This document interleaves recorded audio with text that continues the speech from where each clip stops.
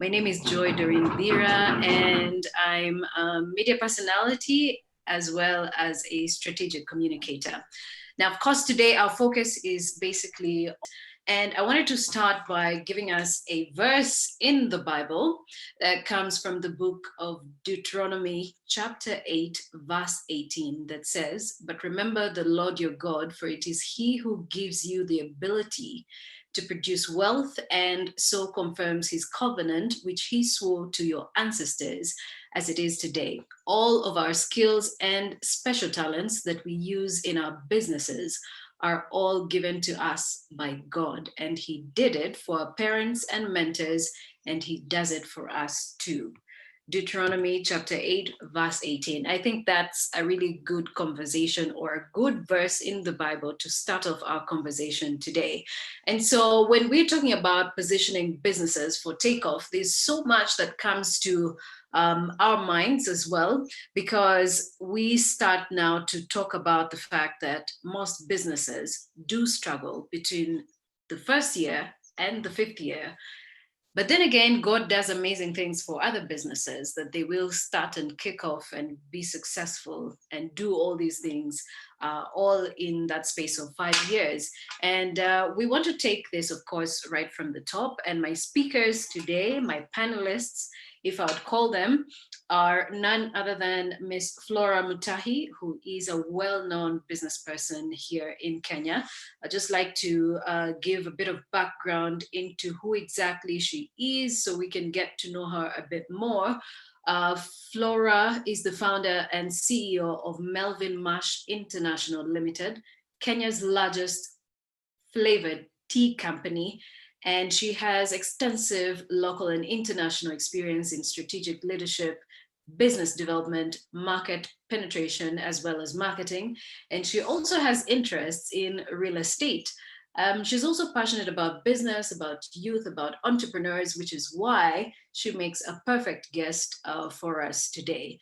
She's going to talk to us about the journey into growing her very successful business, that is Melvin Mash International Limited. And also she's going to share with us some of the lessons and the opportunities that we can use or tap into as well to ensure that our businesses are just as successful. She's also going to talk about the God factor. Where does God come in when we are trying to grow our businesses?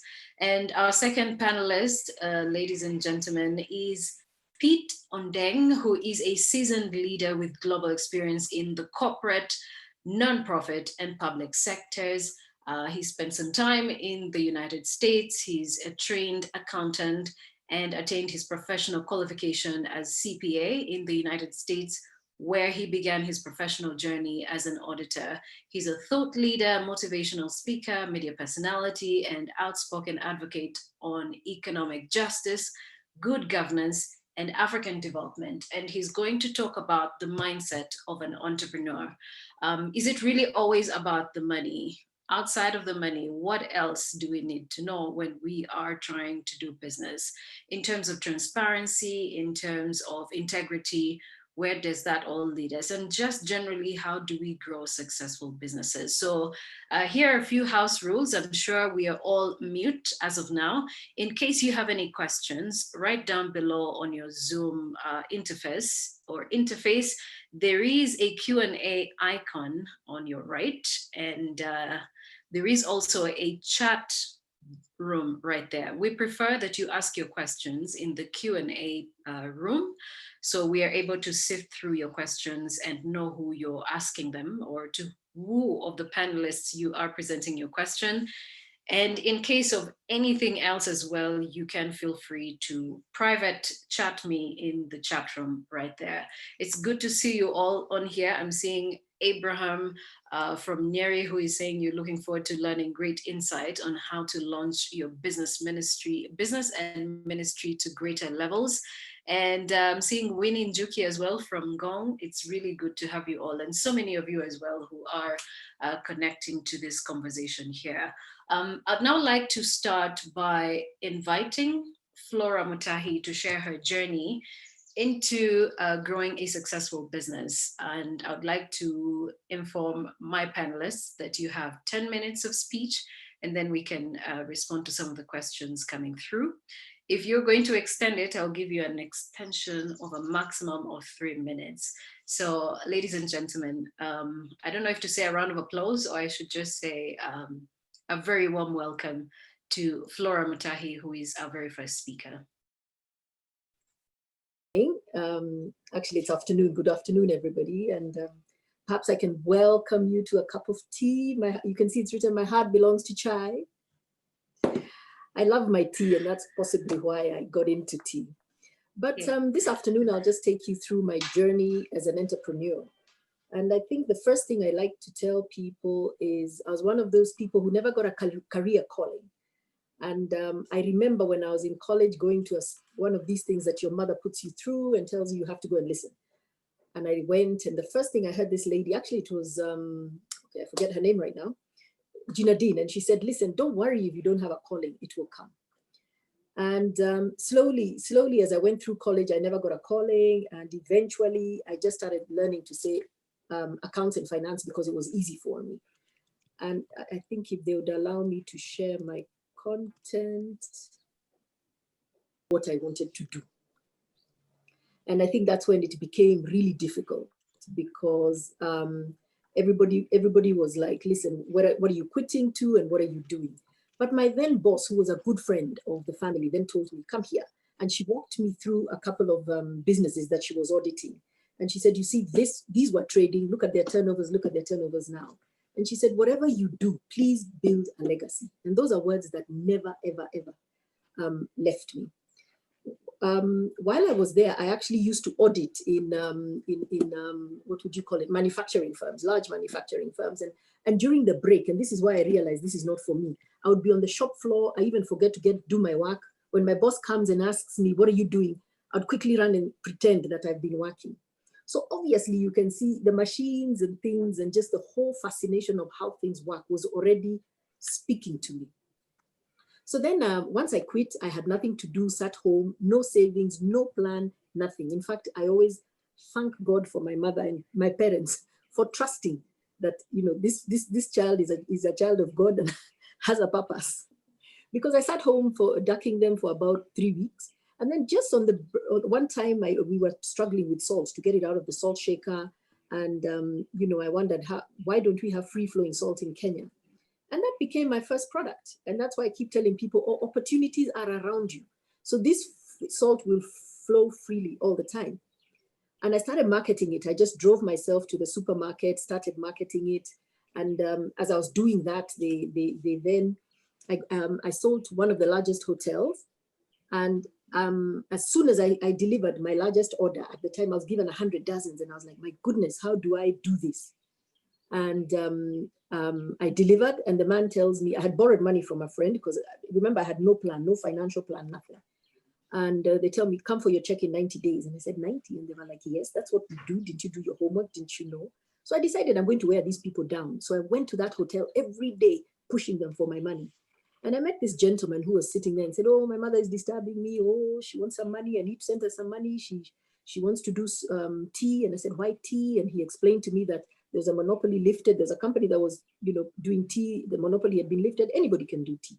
Within no time, I learned about that. And then came in my first product, which is the Melvin's tea. You can see it there. I did two things. I had a plain tea and I had a ginger tea. The ginger tea habit came from my own behavior. I liked ginger in my tea, so I said, let me throw this in and see what happens. And then we threw in cinnamon and masala, vanilla, and I continued to whatever. You can see my product is still there. Right now, this is more or less how we look, and we kept evolving and changing the product. Here, I just want to explain God is faithful.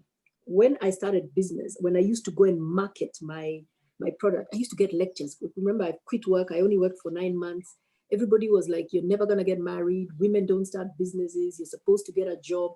So I'm saying there, God is faithful. And there we go. We continued. You can see my salt now and the herbal products. And this is what we look now. About few years later, 4 years ago, we decided, let's try a Melvin's Cafe. So here we then said, In Lavington Mall, we then put down a Melvin's Cafe to teach people basically how to do, how to enjoy the tea. So this is now what we have, our current portfolio. We are both a local and an international brand. We have a lot of achievements, you know, through the process. This one I want to put there and say service before self. It's always not about you. I was the chairperson for C.I.T.A.M. This is a voluntary position. It takes a lot out of you. But I must say again, God is faithful. I grew during this period. And now to more or less, because this is about, you know, how to grow yourself, how to position yourself. What really drove me, what took me to where I was? Remember, I had no plan, no business plan, no nothing. I keep saying, be very unapologetic about what you want to do. You know, I had to quit. I had to face a lot of resistance. I had to explain to people, I'm not a failure. At the time, entrepreneurs were taken to be like, I'm sorry, you couldn't get a job. You know, what is wrong? What happened? I thought you're well-rounded, you're well-read. So be unapologetic about chasing your dream. Never ask anybody for permission. I had to fight. And these days, I really try and support entrepreneurs because I hope nobody has to go through what I went through.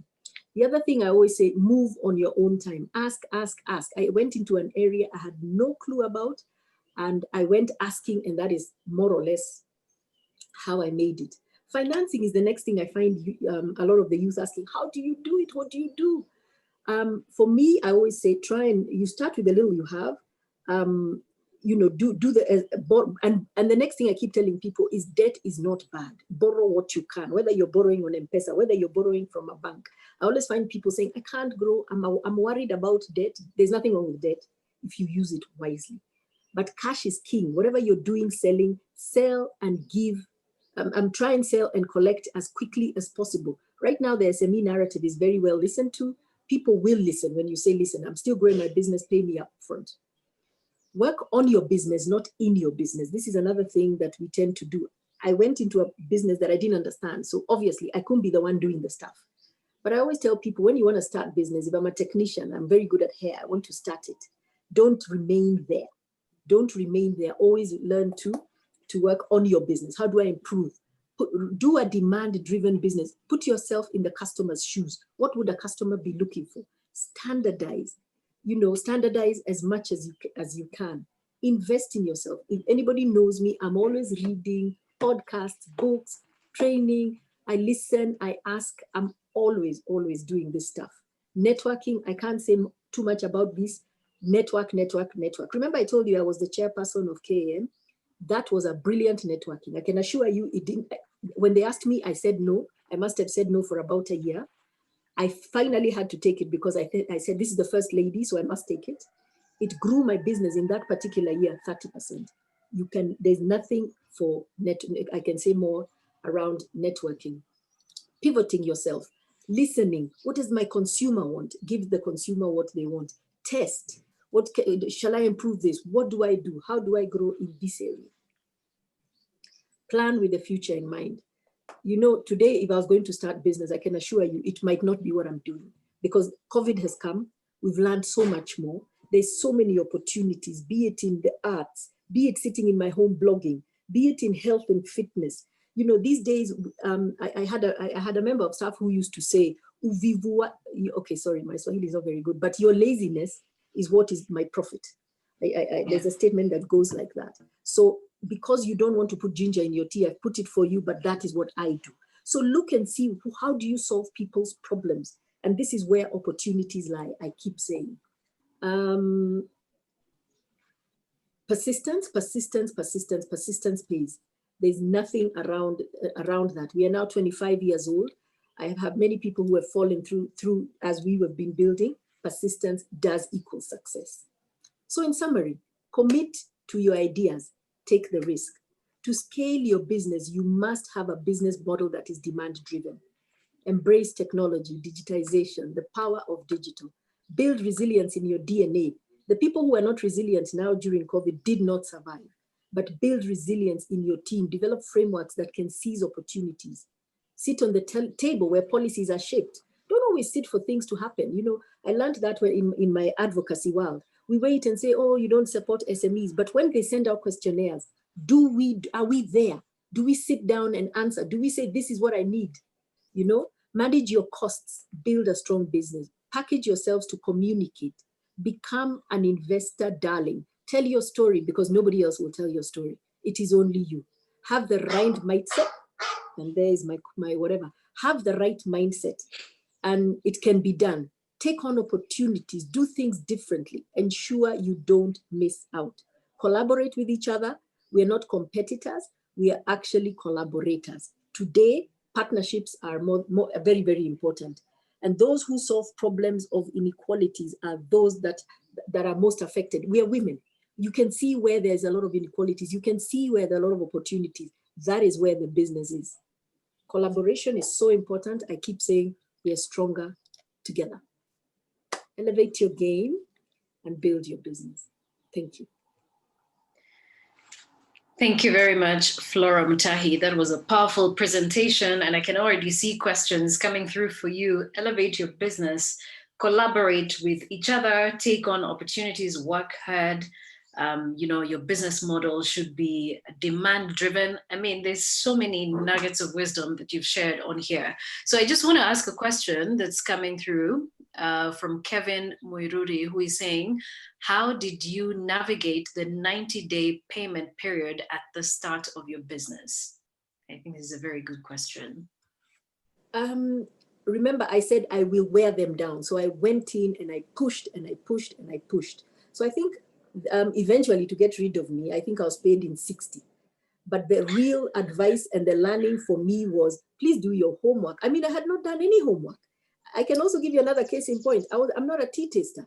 How did I learn to taste tea? I had to go to one of the largest tea factories, and they actually got me through the back door and taught me how to taste tea. I used to taste 100 cups of tea a day for 3 weeks to learn how to be a tea taster. Had I done my homework before, I would have known. So today, I like to tell the youth, because we turn out a million students in a year. They are not definitely those opportunities. We are all going to be, a lot of them are going to be entrepreneurs. Start building yourselves now. Start learning. Start learning about business planning, and you'll be able then to circumvent that surprises like those. And incidentally, I had borrowed the money from my mom's friend, my friend's mom. So you can imagine how I used to have to go and say, I'm so sorry, I'm so sorry, I'm so sorry. Right. I love that you said, you know, whatever you do, build a legacy, be unapologetic. You know, there's nothing wrong with date if you do it right. But of course, I'm sure there are some challenges that you did face. And George Were is asking the same. What challenges did you face at the incubation period, especially in regards to the government red tape? And he also says he's been very frustrated by government bureaucracy and, of course, the twin brother corruption. How did you navigate that period, the challenges that you experienced around that period? Remember, I said something about being unapologetic. When I have a cause, to me, I don't see government, I don't see regulation, I don't see red tape. I see an obstacle that I need to fall through, crack through. In fact, I look at it that way. I wake up and I say, today, I need to get through this box. And that is really how I navigated it. So as soon as there's a cost to formalization, as soon as, you know, I had a go down in industrial area, then you get the revenue, you get, you know, in a day, you could have 10 people visiting you. So I put a book at the door and I said, you can only enter here if you've not been here in 3 months. I could start create my own rules. But this is also how I got involved in the Association of Manufacturers. So I go to them and I say, I'm being harassed by regulators. What do I do? And so they start giving you that big brother approach. So joining associations, developing networks. Corruption has been around. I mean, like, I have never had to do it, thank God. But that's because I speak my mind and I speak my issues. So if I go to a store and somebody asks me, I would get to the boss and say, do you realize this is what's going on? And with that, they trust you because you've spoken your mind. But I try not to mulika that person, because I always say, I'm not God. Somebody needs to deal with that person, not me. I don't want to be a snitch, but I try and get my issues done. So it's about stepping out, networking, being heard until you become a brand that is trusted. So today when I tell somebody something, because of my 25 years of history, they will listen. I can assure you they didn't really listen at the beginning.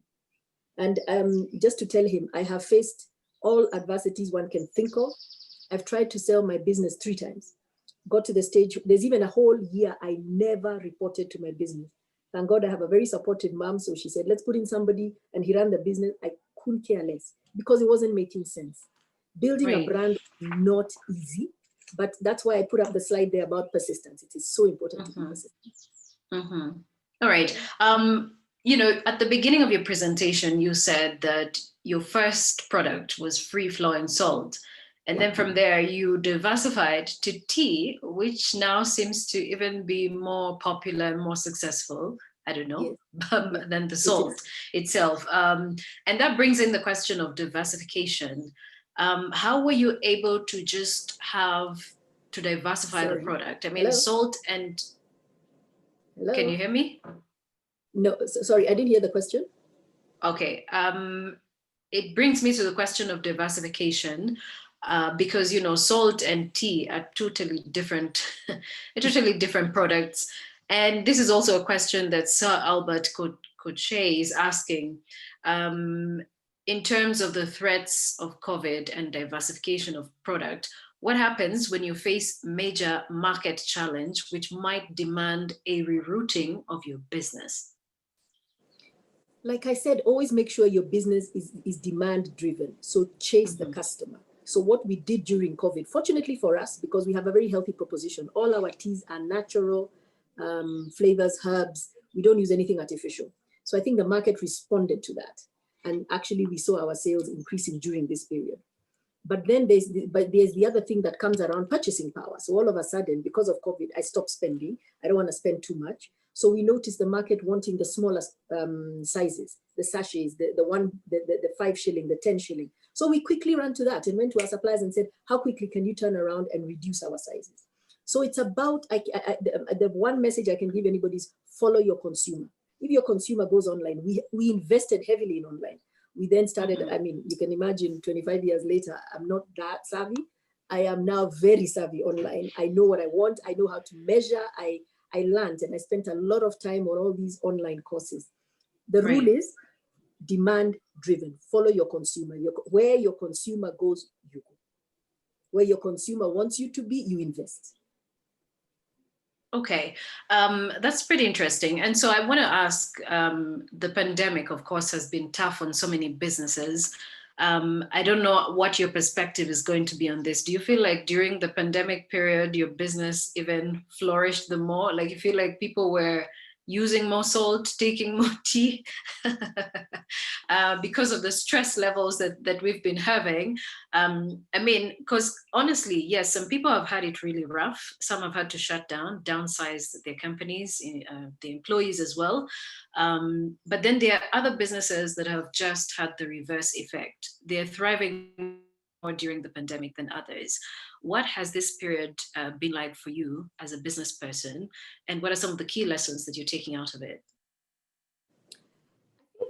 Well, I've had two. Remember, I told you I also have an interest in real estate. So in this particular business, there was the influx because everybody, put their products in the home, but then there was the real purchasing power that was not supporting that. So the business did go down. So what we did is we quickly turned around, tried to reduce our costs, but we increased our marketing. Fortunately for us, it's online, so it's not that expensive, so that we could reach you. Because what we found is people are now more focused. They had more time to listen, and they had time to really realize, we actually even started positioning ourselves like immunity sellers. Take our tangawizi tea, take our masala tea, take our hibiscus. It's all natural and good for you. But on the flip side of that, I did have then the real estate that, had been hit. We saw a big shift of people moving from larger houses to smaller houses, giving up office space. So in that area, yes, we've been hit, and we're still sort of trying to navigate in that area. But what they say in situations like that is then try and reinvent yourself. So one of the things we said is, we started telling people, can we manage your properties for you? Those of you who have buildings that you've been a little careless about, because this was a time where you could now start focusing. Maybe put up your paint, clean up, and make sure, because everybody started focusing into, they became very introspective.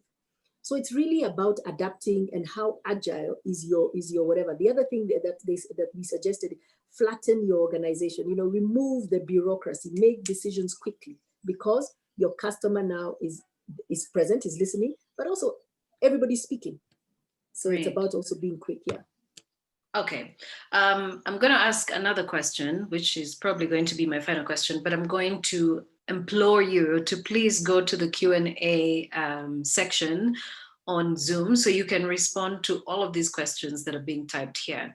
Let me take a question from Ted Odhiambo, who is saying, as business grows, there is need for financing. What's your opinion on debt versus equity? I totally agree. I like to be the captain of my ship. So for me, I think I prefer debt to equity any day. But I always say you've got to decide what's driving you.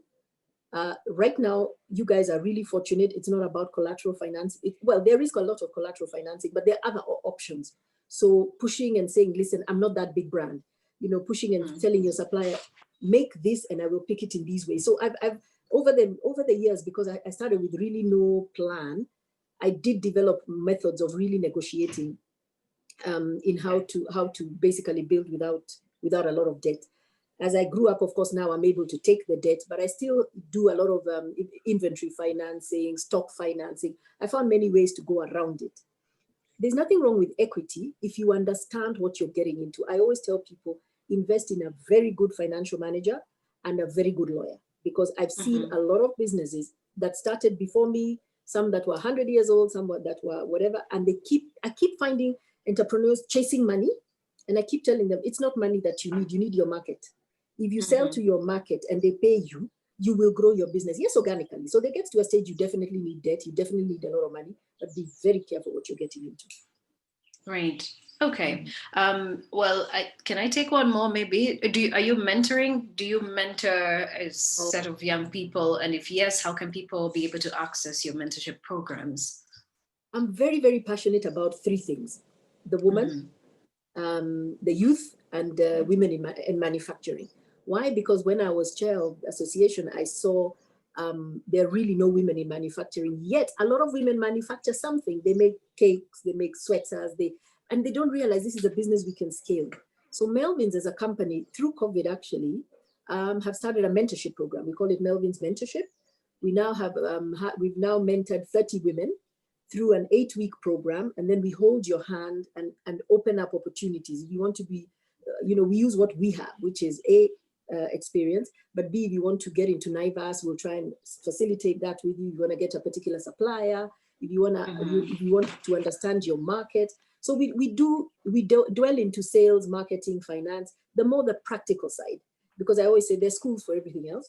What we offer is the School of Hard Knocks that I've done. This is my 25th year, by the way. So this, what I share with them is my School of Hard Knocks that you might not get in a classroom. Okay, School of Hard Knocks. Well, yes. Thank you so much. Thank you very much for that powerful presentation and also for responding to some of the questions. I'll still like to request that you please go through the Q&A icon here. It has so many questions. I'm seeing a question from Bernice, who is saying, how did you manage to get out of the 1-year loop when you were down? But I guess I would request that you please type your answers as well. And if we have more time, hopefully after our next speaker, you'll be able to still respond to some of those questions. Thank you so much, Florah Mutahi, who is the CEO of Melvin International. Oh my word, it's such a big company. And for those of you who have used some of her products, I'm sure you can give some of that feedback as well. Now, I would like to invite my next speaker, who is Pete Ondeng, and he is a well-known accountant, a CPA, if I might call him that. Should I say CPA Pete Ondeng? He's got all the global experience in corporate, nonprofit, and public sectors. And he also has a YouTube channel, in case you didn't know. He has a YouTube channel called Africa Movement. And if you go on there, you'll be able to see so many of the different topics that he has spoken on. He has spoken on issues to do with about money, about a young guy who he one time spoke to, and this young gentleman just figured it out, that his only problem that he faces today, that is preventing him to getting to where he needs to be, was money. And when he got the money, he gambled it. I don't know if he's going to expound more on, on this guy's story, but I guess it's going to help, especially for those who fall in the demographic of youth or young people, that it's not really always about the money, it's always about something else. So, ladies and gentlemen, allow me invite our next speaker, Pete Ondeng, to speak to us about an entrepreneurial mindset and also some of the structures we need to put in place in business and the God factor as well. Welcome, Pete. Thank you, Joy. And what a joy, actually, to be part of this this forum. I could sit here and listen to Flora all day long. You know, one of the things that I talk about a lot is the limited number of role models that we have. A lot of people lecture, a lot of people teach on things. And I know as I talk to entrepreneurs, I talk to young people and so on, many times the people they look at as quote unquote successful are people that, let me be honest and say, have questionable backgrounds. And many of them are wondering, where are the real stories? The people who have built something, who can give me a testimony about the hard work and how hard work pays. And so I'm so happy to sit and listen to Flora, and I hope we'll have opportunity to come back to some of what she's been talking about. I am so thankful for this forum, and part of it is just because I think we need information, we need knowledge. The Bible says in Hosea 6:4 that my people perish for lack of knowledge or lack of information, lack of vision. And this kind of forum allows us, as short as it is, as limited as it is, at least to stir us up and to be able to point us in the right direction. What I want to do with the few minutes that I have here is really just to bring out a couple of points. I want to say that the things that Flora was sharing resonate very much with what I want to say. And you'd almost think that we sat down and talked, because she's walked the journey, but many people are trying to make sense of where this journey could take them. I want to give 4 quick points that I'm calling reality checks. A reality check in the sense of bringing us to a common understanding of what we are talking about when we're talking about business. Because you can do activities and call it a business. There are many people who do things. They say, I'm in business. And I would quickly tell you, no, they're not in business. What they're doing is an activity. So I want to share these points and then open up for some question. The first thing that I want to just bring out is that not everyone is wired for business. Now, this is something that one could almost say that is a discouraging statement, but I encourage people to know yourself. God wired us in different ways. We have creative people, we have technical people, we have people who are analytical, we have people who can, work in a hospital among the sick and be able to care for them and thrive in such a situation. We have other people who just see blood and they faint, So we have different wirings, different setup and makeups. And I think sometimes people go into business for the wrong reasons, and sometimes without a fully understanding what they're made up of. Now, in our society, where there's big unemployment, there's a lot of challenge in the economic sphere, you find many people saying, what else can I do but to go into business? And I think it's important to recognize that there is nothing wrong with doing an activity that will generate money. But what we're talking about here is business.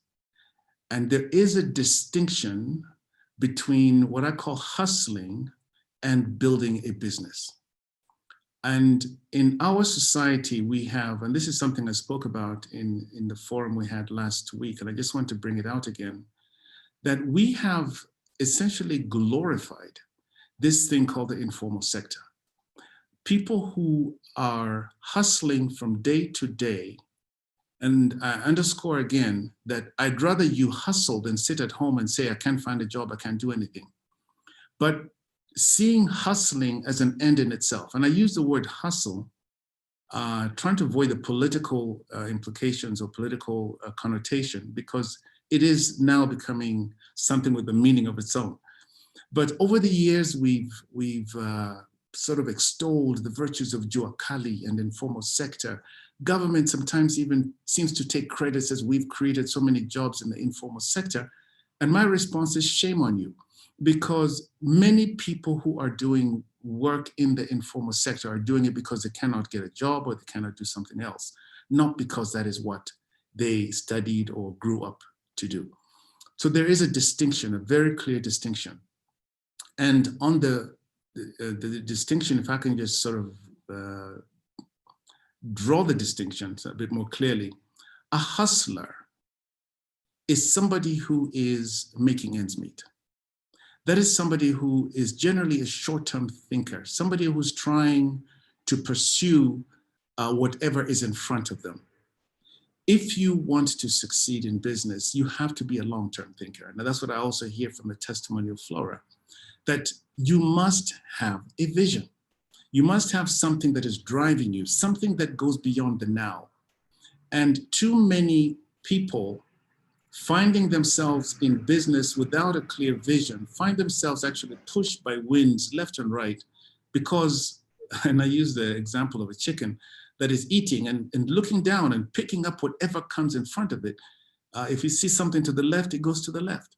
This is actually the characteristic of many informal businesses that you see. People start something and before long you hear they've started something else. And this actually is very different from somebody who sets out to build something. I really like the analogy or the picture of somebody building a house. And the reason you draw out the plan or the picture of a house is that you get to see where you want this house to go. You get to see what you want to have at the end of the day. I am very aware that you cannot know everything in the future. But I encourage that if you don't have a vision that is bigger than you, something that propels you, something that inspires you, something that will actually go beyond your own skills and experiences, it's very hard to wake up and be motivated. So I say you need a vision. And once you have that vision, then a roadmap makes sense. So many people have asked me, help me to draw up a business plan. And a business plan to what? It's like, give me a map, please. And a map to where? And a map is good, but if you don't know where you're going, then a map doesn't really help you. So the last point I make on that is just that having a vision, it sounds like a very simple thing, but really it is something that requires not just self-knowledge, but it requires time of reflection. I believe very strongly that a vision is a revelation. It is something that is revealed to us. You don't just wake up one morning and say, okay, today I will have a vision. And in the course of living, in the course of pursuing life, in the course of getting to know yourself and your environment, I believe, especially for a Christian, to take time to ask God to open your eyes to what you can achieve. Open my eyes that I might see things that other people don't see, things that I otherwise on my own would not be able to see.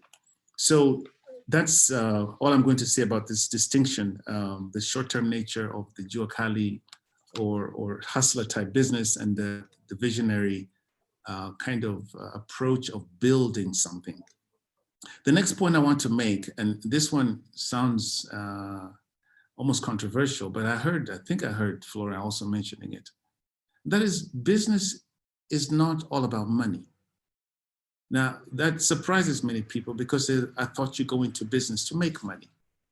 And I think the mistake so many people make that I've seen, and I've made this mistake in my own life, is where you wake up and you define the money that you want to make and you begin to pursue money. And money becomes your preoccupation. Business or successful business is about pursuing value. It's about giving value.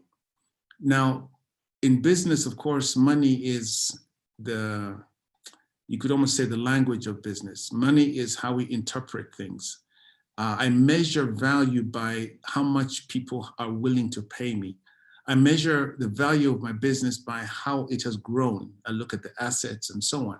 So money is very important, but money is almost secondary to what value you're giving. Sometimes I talk to people, and on this issue of competition, if you ask somebody, who is your competition? Somebody who's selling bananas will most likely tell you, well, the other guy selling fruits is my competition. And I say, no, it is really, if you consider that I have 1,000 shillings, and this 1,000 shillings is only going to buy me 1,000 shillings worth of goods. I can buy a newspaper, I can buy a Coca-Cola, I can buy airtime. There's so many things that are competing for my 1,000 shillings. Or I can go to your place because you offer me something of value. And I will say, I will use part of this 1,000 shillings on your product or on your service. The point here is that business is about selling. And selling is about selling value. You may have a product, but what value are you putting out there? And I think many people forget, and they walk around with this, what I call the promote me mentality. There's a guy I meet at, at one of the shopping centers here who's always coming to me whenever I come into park. He comes and says, oh, my friend, promote me, please. And promote me means do me a favor. Buy my product instead of going to buy somebody else's. And I'm thinking, why should I buy your product? And many people go through this exercise of setting up a shop or, printing business cards, putting up an office, and forgetting that business is about selling.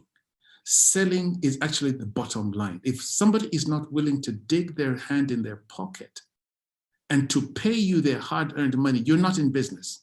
What you're doing is a hobby or an activity. I could give you all kinds of examples of people who have created all manner of things and call themselves business people. But in reality, they lost sight of the fact that it's really about business, about selling. So learn to sell. The skill and art of selling is something that many people almost think is somebody else's preoccupation. But as an entrepreneur, you are constantly selling, and you're selling yourself, you're selling your product, you're selling your value, and people should be willing and wanting to come and buy from you. And then this is such an important point that again I've heard this morning or this afternoon, and that's why I say it sounds like Flora and I were in a meeting somewhere trying to say, you say this and then I'll say this. But the point of separating yourself from your business. You see, and I haven't heard any question about this, but the truth is that so many people go into business and they wrap their personality, they wrap their image, they wrap themselves around this business so that if the business fails, they have failed. In other words, they are one and the same. And if you are running a business, then you are actually leading an enterprise. You're leading something. And from day one, you should separate yourself from that thing that you're doing. Look at it objectively. Do not let it consume you. You are the captain of the ship. So as the business person, separate your bank account from the business bank account. Do not dip into the business account to go buy milk to take home at night. These are some of the mistakes you find people making when they're starting out. Set up the business as something you're going to run, you're going to manage, that it's going to succeed, but that you are going to run it. It's not going to run you. And then I will just close by saying that business is like a spirit. And I say that in the sense that people must recognize that you have to have the fortitude, have the characteristics of risk-taking. You know, the risk-taking is part and parcel of this game. Entrepreneurs live on the edge. Many times they will see an opportunity where other people see risk. And they will decide, I'm going to do this thing when everybody else around them is saying, you're crazy. Do you have the ability to be able to move away from the comforts and the security of a salary and so on, to be able to say, I will plow forward even though I can't see the end game yet, I am going to do this because I believe and have a conviction that this thing is doable and it's possible. Finally, I'll say this, Joy, it's just that business is also about integrity. And I think too many of us have seen and perhaps observed and maybe even given up the belief that you can succeed without being honest. And, it's 13 hours. And I'd like to say that a person who does not believe in this value of integrity as a Christian or even as a non-Christian is only perpetuating the very problem that we say is in our society. If you have a light, shine the light, and shine the light in darkness, and light actually dispels darkness. These are just some points I'm throwing out there, and I hope that maybe I've stirred up something that somebody might want to get into some more detail. Thanks so much, Joy. You're muted. Muted. Oh, great. Thank you very much, Pete Ondeng. It's really powerful hearing those words coming from you. And you did talk about, you know, business is about giving and pursuing value. You know, value, some people would say, yes, there is value, but what about if the value takes longer to be achieved? What exactly do you do? Because there's a thin line between an entrepreneur taking risks and just going off the cuff and saying, you know what, if it's just about integrity, I could lose some integrity to be able to gain value. So in that instance, what do you do? I hear the question very clearly. Many people say, can I take a shortcut in order to get beyond the obstacles in front of me? Then I will do good. And I believe the foundations you lay for your business will determine the direction of your business. If you will do wrong in order to do right, I can assure you the right will become wrong as you go. And I think it's a principle that one must actually decide on from day one, that if I'm going to do business, I'm going to be somebody who works with integrity. I will walk away from money if that money requires me to compromise what I believe is right. Do the right thing. And if you cannot do it there, walk away from that thing. And I believe God will honor and bless what you're doing. Okay, there are some questions here. Dorcas Wambua is saying, Pete, kindly expound more on separating business from self. You talked about separating yourself from your business. Don't let it consume you. And Dorcas is asking that you expound a bit more on that, because I think she's not getting it. Like, how do you separate yourself from your business when it is your business and you should invest everything that you've had, everything you have in it? I think it's a very good question, and I'm using an example of a friend of mine who not long ago started a business, and that business actually overran her life, in the sense that her family and her friendships, even time that she spends in devotion, in prayer, were all compromised because this business actually was a 24-hour enterprise. It became so over-consuming that when the business crashed, she actually went into depression. And I'm saying that when I am doing a project, understand that this is a project. I manage the project. In practical terms, as somebody setting out to start out, set up, for example, the record-keeping system for the business. If you must take money out of the business, you decide, am I borrowing from the business, or is the business paying me a salary? Because this business is separate and different from me. And if that business fail, I will actually, you know, wash my hands and say, I tried, and I'm going to try something else. But I did not fail, the business failed. Okay. There's another question here. What about if you're running, say, a family business? And this is coming from Lucy. What about family-run business? How do you separate that from yourself? Yeah, I think the principle is the same. Whether it's a family business or whether it's something that, in fact, most businesses are actually, you could call them family business because it's you and your family or you and your friends and so on. The idea of creating something that you're building, and I'm talking here not to hustlers, I'm talking to somebody who wants to build something. Once you see a picture of where you want to go, it's important that those of you who are working in the business have an arm's length relationship with the business. The business should pay you. The business should employ you. And if you don't have the discipline to do that, you're going to bring family squabbles into the business. You're going to bring all kinds of issues that don't belong into the business inside it, as opposed to saying, let's run this enterprise together. You play your distinct roles.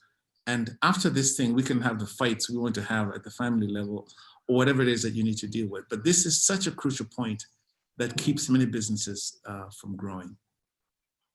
Okay, another question, and he gives a scenario. This is from an anonymous attendee who is saying, you're a full-time entrepreneur. You've started generating revenue after a long time. Bills have piled up. You need money for personal use. How do you avoid dipping your hand into the revenue?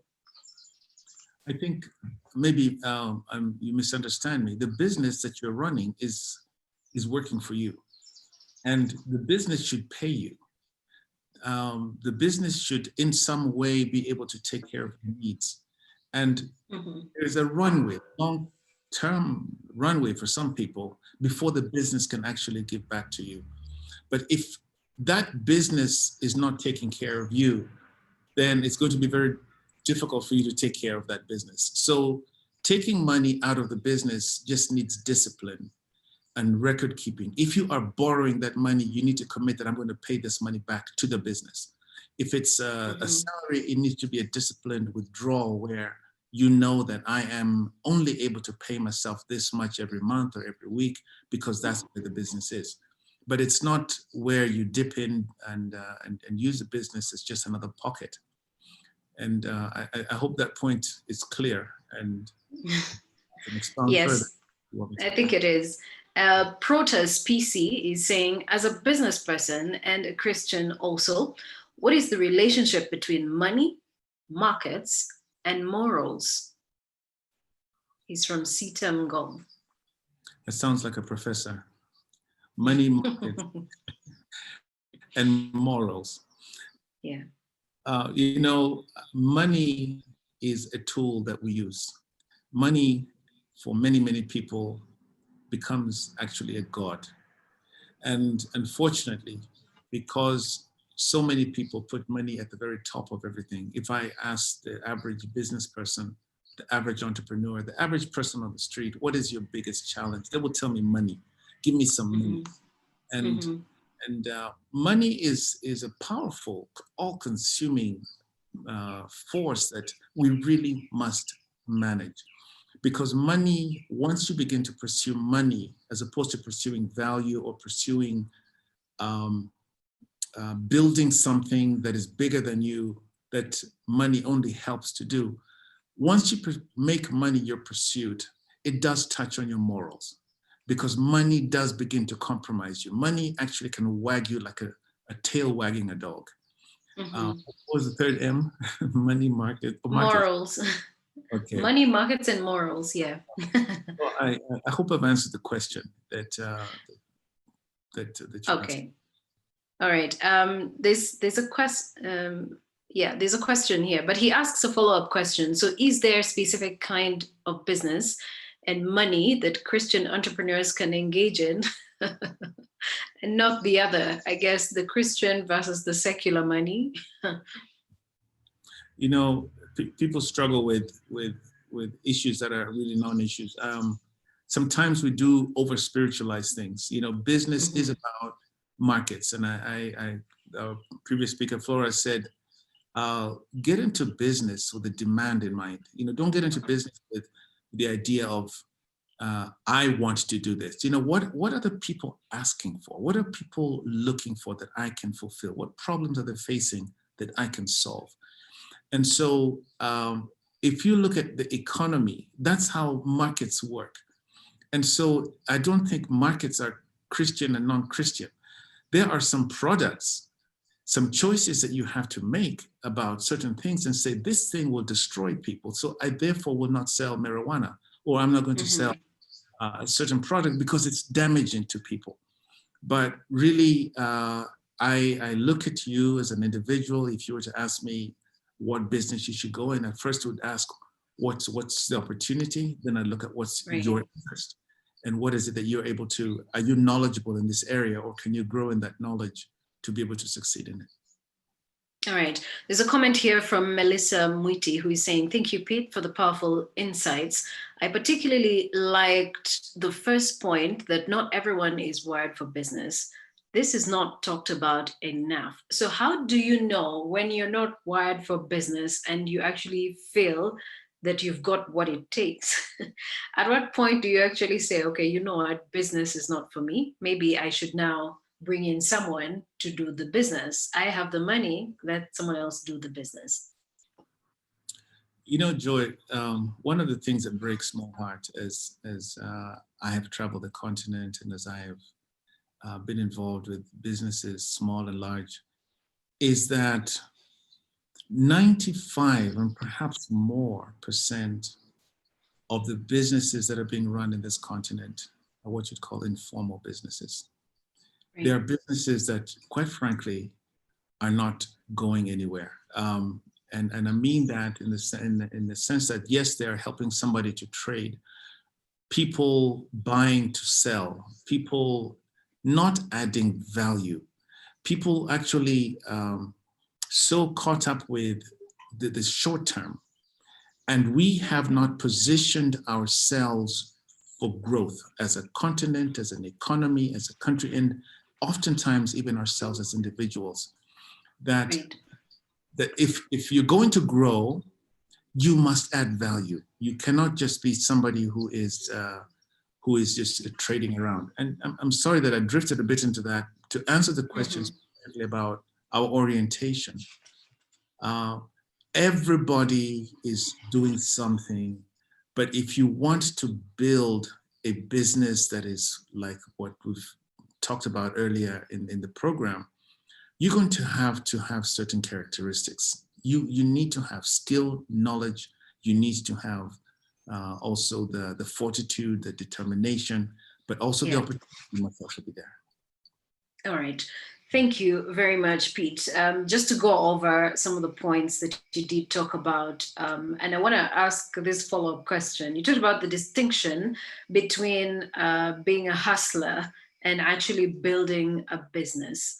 And this is where majorly most of our young businesses fall. They fall within the category of hustlers.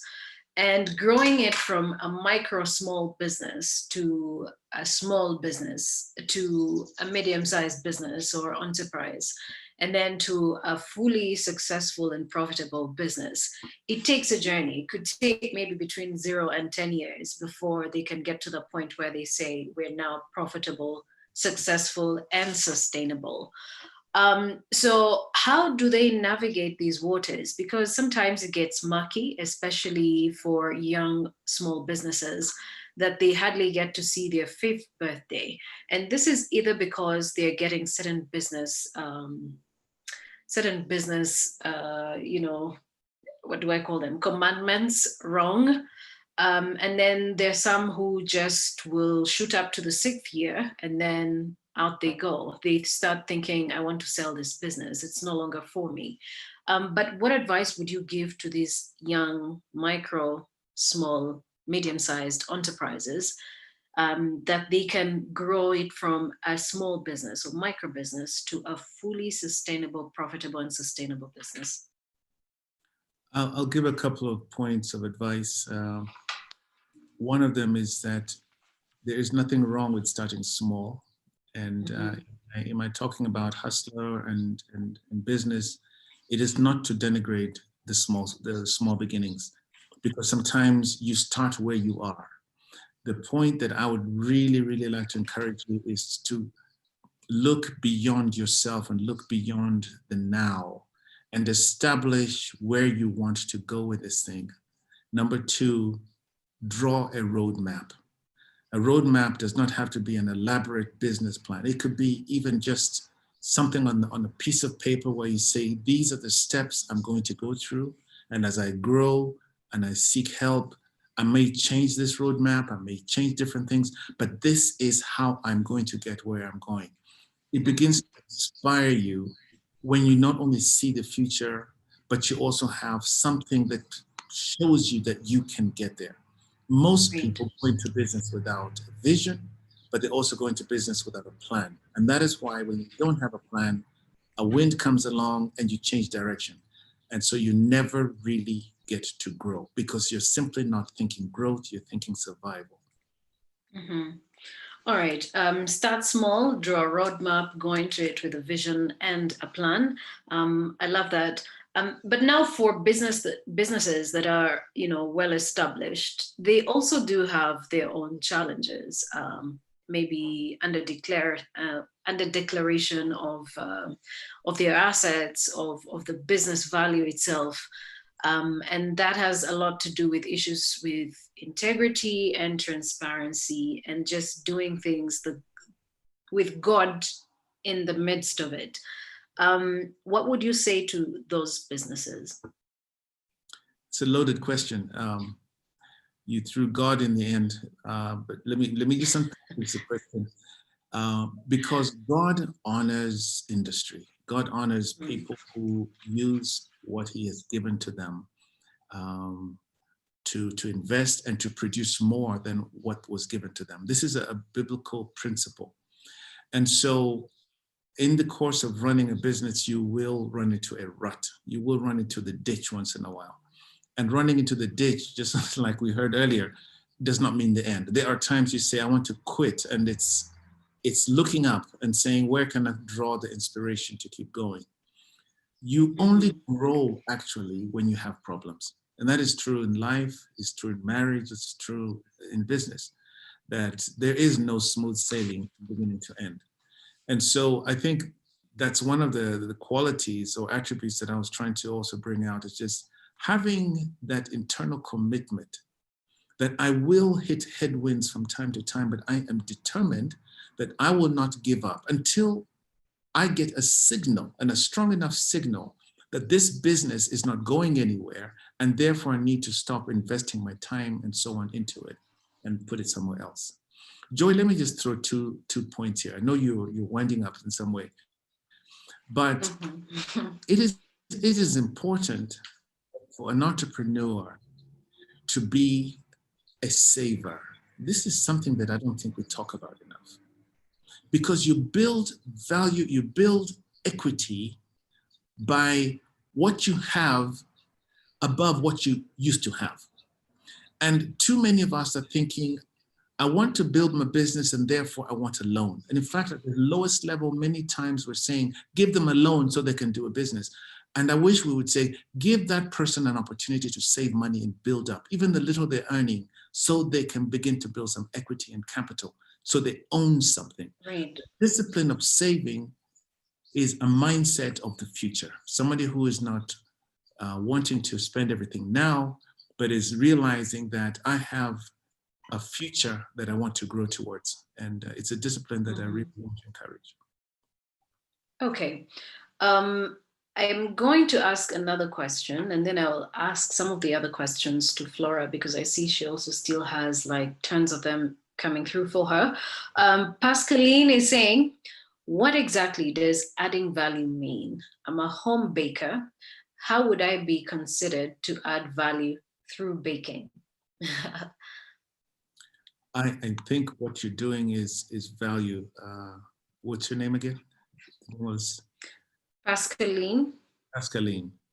You know, when I talked about trade businesses, people who are trading in mitumba or just buying vegetables and selling, what value am I increasing? If I would buy this vegetable and cut it in a certain way, pack it in a certain way, so that what I'm offering you is actually a greater value than what somebody else is offering you, to give a distinction to what you have. And that's what I meant by value.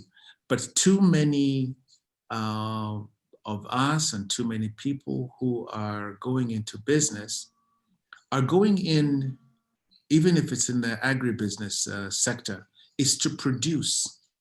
You want to produce cabbage. But the question is, other people are producing cabbage.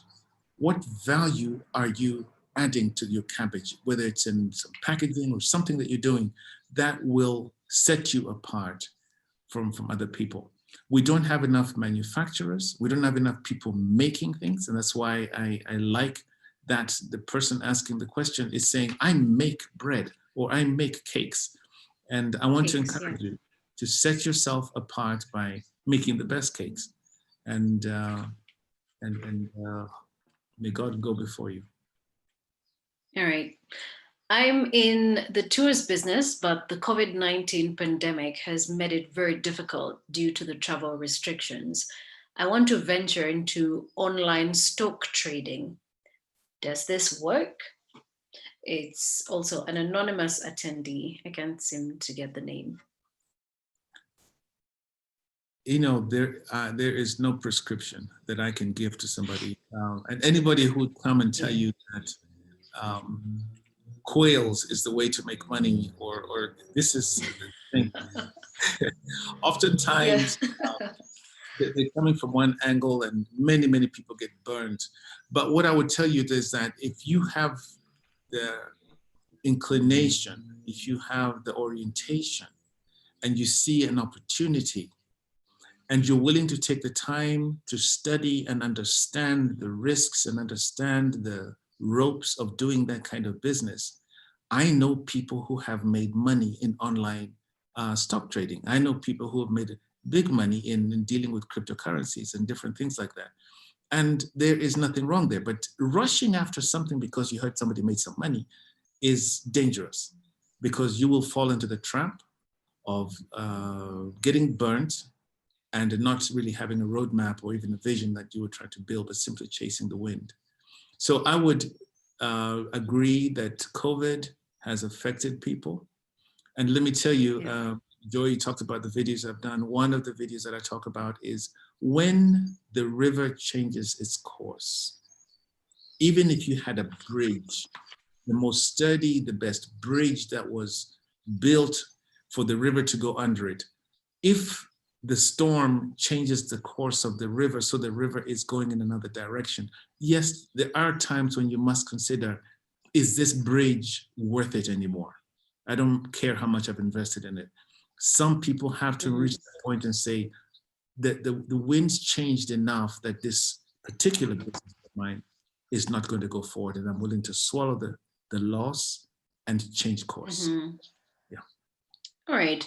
And swallowing and change course, someone here is asking, is it fair for a Christian to charge goodwill when selling off his or her business?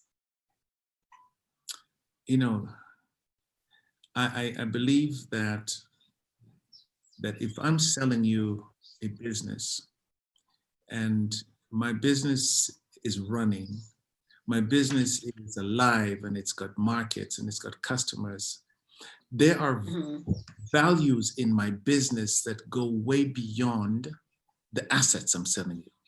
If you come to my business and say, how much is this table worth? How much is that building worth? How much is this fence and these things we got here? Then you don't understand the business. The business is a living, dynamic. So goodwill is that value. It's a negotiated value. What is the worth of this business? It's not the tables and the knives and the tools. It's the business. So if I understand your question correctly, I think you would be, can I use a strong word? I think you'd be a fool to sell your by just valuing it by assets, but must consider, what is a goodwill? What is the thing that makes this what it is? And oftentimes it is much more than what you're seeing on the ground. All right. I want us to talk about investment and building structure and knowing what investment works, because I know for sure that you have knowledge on market intelligence and what works and what doesn't work, especially around this time where people have had enough time throughout these several months that we have been in quarantine and lockdown, to also reflect and see whether or not certain business ventures are working for them.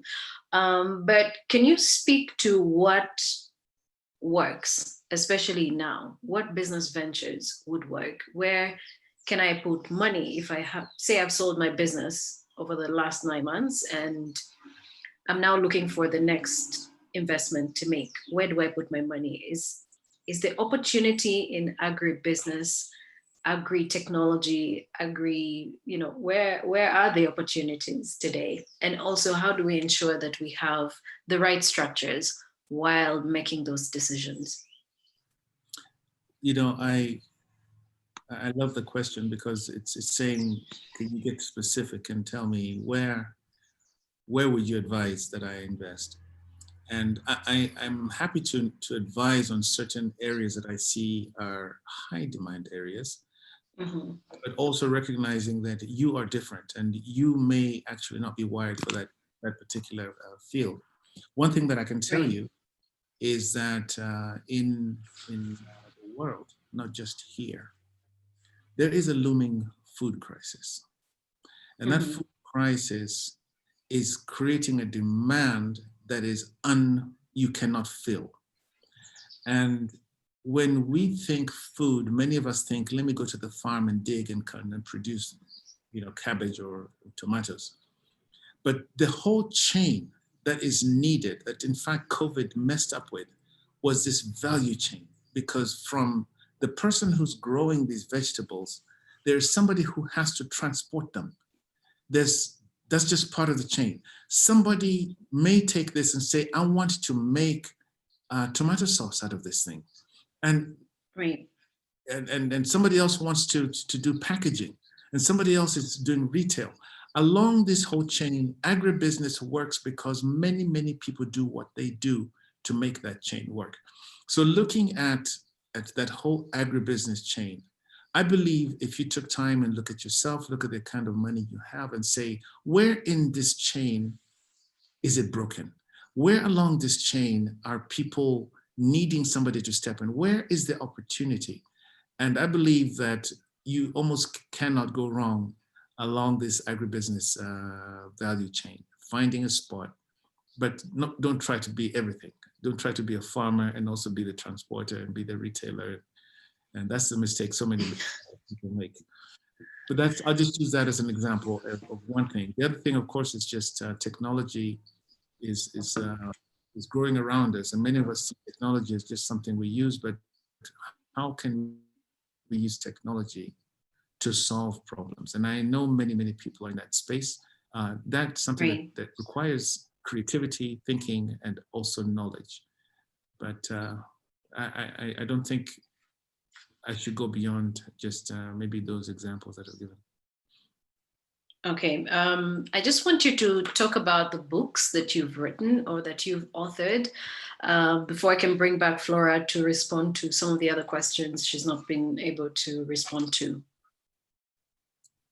Okay, Joy, I wrote a book back when I was much younger, actually when I was turning 30. I won't tell you how old I am now, but when I turned 30, I wrote my first book.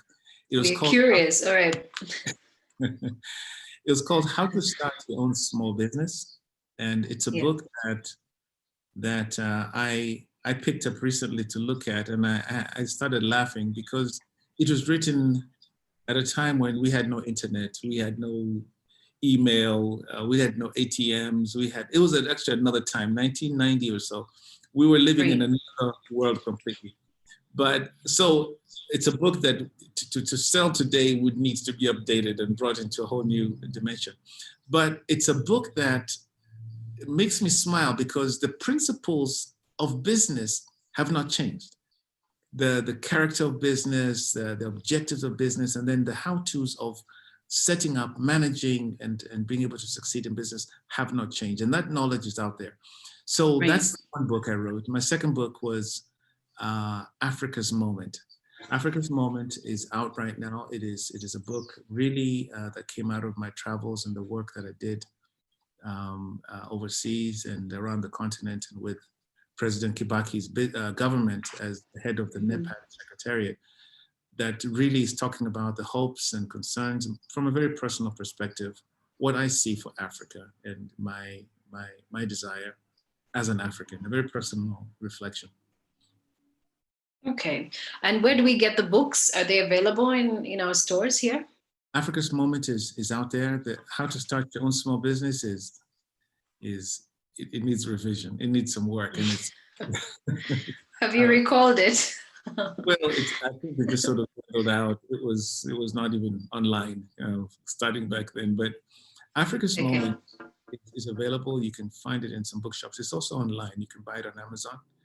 And it's a dynamic book in the sense of I'm changing, the continent is changing, the world is changing, and it will be also updated as we go forward. But you can get a hold of that. If you can't, you can get a hold of me, and I'll be happy to get a copy to you. All right, great. Thank you so much, Pitt. I do appreciate that. In the meantime, you can please or kindly respond to the questions in the Q&A section. I'm sure you're seeing that there are over 20 questions right there. So kindly just go through and type some of the answers in there. In the event that we do not have time when we have Florah back. So thank you so much. Florah, if you are there, there are some questions for you. Nice. There I am. Okay, all right. There's some questions for you here that I think you haven't been able to respond to in the Q&A. I wondered how to respond. I think that's what happened. There's something called Answer Live or Type the Answer. So you can click Type Answer and respond to some of them. But let me ask the first one in the meantime. How do you start the partnership in a business venture, especially in... Is this one meant for you? Let me see. Okay, yes, I think it was. How do you start a partnership in business ventures, especially in the formative phase of the business? A partnership, like with a partner? Yes, it's coming from Katharima Ayub, is the person asking the question, yeah. All right. For me, I actually, my partners are my family members. One was when I started, my mom we had to register a company. Somebody actually, I took over an old company they had. And then I remember my brother came from the US and he was very operational. He'd ask me, where is this? How come you don't have this? Where your process, And so I quickly said, please take shares, please, and join us. So he also joined us. So for me, it's really a family business. Real estate the same. It's me and my hubby. But in principle, around partnerships is make sure that you have a similar vision.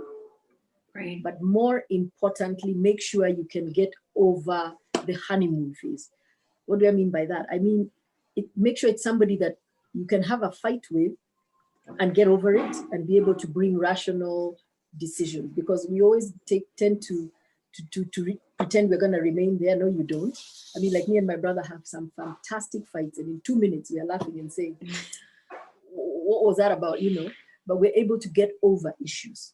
And then make sure it's somebody who you're able to give and take. Be very careful of a dominant relationship, because people get into partnerships because maybe that person is good at selling and I'm not. Develop that muscle, because otherwise you will always be dependent on people. Great. How did you manage to get out of the 1-year loop when you were down? I went into other issues. I went into other things. I became what I heard Peter talk about. I became a hustler. I went to Dubai and brought stuff to sell. I just didn't want to know. I focused on other things, but bills had to be paid. So I became a hustler, really. But I had this one going. And I just say, thank God for having supportive people around you. And sometimes, even if it's not a parent, it can be a friend, it can be a mentor. And just tell people, I'm really weak right now and I can't handle these, as you do other things. So I've done the hustle. I have. Right. So what would you advise to those who have started businesses and they've run them down? because they've been spending, I guess, more than the revenue that is coming in. And then, in that period, you do not know where to go because the banks won't give you money. And you hopefully as well, or I guess, unfortunately, I should say, also do not have anyone to go to who can give you any sort of seed capital for you to restart your business. What do you do in that moment? I think the Americans call it bootstrapping. Yeah. Look for resources wherever it is. We have it on our phones. There's M-Shwari, there's M-Pesa. Look for short payment cycles. Go to your suppliers, negotiate if you can. You really, basically what you have to do is rebuild back your goodwill. And then look at maybe if you're sticking to your business model, try and see how you can change it and start telling your customers, actually, you have to pay up front now, or give me a deposit that I can work on. But remember, reputation is important. I always tell people to fail is no problem. To build yourself up is where the issue is. But to fail a second and third time, that's where I have an issue.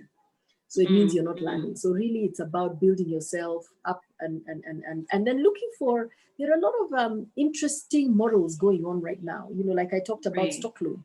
I don't have to go and build an OD. I can go to the bank and say, this is what I'm buying. Invoice discounting, collateral lending. There are a lot of financial models out there. So speak, learn, investigate, see who's giving what. There's a lot going on. Okay. Gift Nema Maseno is saying, how did being an unapologetic lady negatively impact your business, and how did you navigate it? Well, or was there any downside to being unapologetic? Other than being labeled, maybe pushy, what kind of a person do you think you are? Remember, I was told I'll never get married, I'll never, I'm a failure. There's nothing I've never been told. Nothing. Right. But I'm like a bull in a China horse. A shop. If I make up my mind on something, I sort of zone out the conversation because I need to eat, I need to grow, and I need to see my dream come alive. And I always say, I always pray and tell people, if I hurt your feelings, please, please, please, it's not from a bad place. So it's also a time where you introspect a lot and also just having people who know you around you. So I've had some friends actually step up and say, no, Flora is not arrogant, she's just busy. So it's also being in a space where people understand you. Okay. Also earlier during your presentation. One more, thanking people. Remember where you came from, thank them. If, for the people who have helped me, I keep trying to thank them when I remember, just sort of, I think there's a lot of lack of gratefulness going on around. All right. Okay, I guess that speaks to a certain demographic. Are we the ones you're speaking to? All right. Okay. So what we have today, and you talked about this, that you're now having to market your products and your business online and are doing so aggressively. But what we're seeing today is like there's two opposites. Right now, we're seeing so many young businesses understanding the value in online marketing, but now we're seeing more old school businesses stuck in the old way of doing things. They're stuck in the old way of marketing product or marketing their business, expanding their business. And today we have these online marketing tools and platforms that I guess not many of the old school businesses have really capitalized on. What would you say to either sides? Because on one hand, you're having an oversale of a product where you have these young, small businesses saying more than they actually deliver. And then on the other hand, you have people who can do the work, but have not really taken the time to market their businesses online. So how do they position themselves online?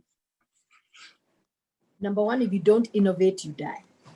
So let me first speak to the one who have, traditionally done stuff. Today, even traditionally inventing a business might not get you to where you want to go. Let's say I want to make a sauce and I just go and do a tomato sauce, a chili sauce. The market is already taken. It means you're going to be edging out somebody. So I always tell people, take the road less traveled. Maybe you could do a sauce with this, The other day I was quite happy. I take a lot of honey, so I went and started finding mint honey, hibiscus honey. People are now, we've stretched our palate, we've opened up our minds. So innovation is key. So those people who are doing traditional business, surprise, it's not going to work anymore. And remember, there are a lot of things that have changed. Even the way we consume stuff has changed. So there's so many opportunities. I keep telling people. Now, to the young who are over promising and not delivering, fastest way to your grave, fastest. So I would always say, promise less, deliver more. And that way people will grow. There's a really nice proposition right now going on about supporting SMEs and supporting beginning companies. And I think this was brought around by COVID. I think COVID really brought us on our knees and made us realize, hey, this entitlement and movement we thought we used to have. So I keep telling youngsters today, your opportunity is right.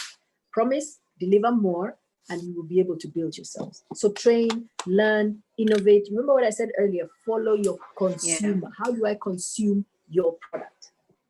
Okay, follow your consumer, like you said. Now, I would like for you to give us a parting shot, and I'm also going to give Pete about a minute to give a parting shot before we move on to our next item on the agenda. So let's hear it.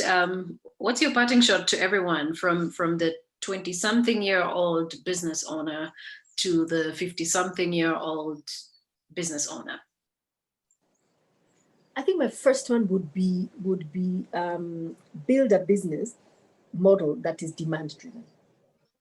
Do not build a business model because I like tea. See, mine was I like tea, but I guess I was discerning enough to like the ginger and it developed. But build a business that is demand driven. Digitize, embrace technology. There's no way around it. And then build resilience in your DNA.